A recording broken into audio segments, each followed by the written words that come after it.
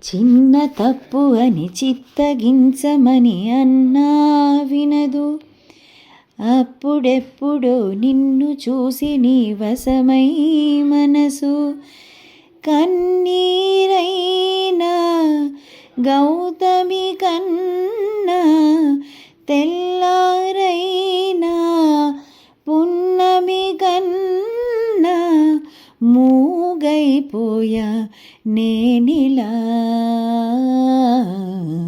మనసా వాచా నిన్నే వలచా నిన్నే ప్రేమించా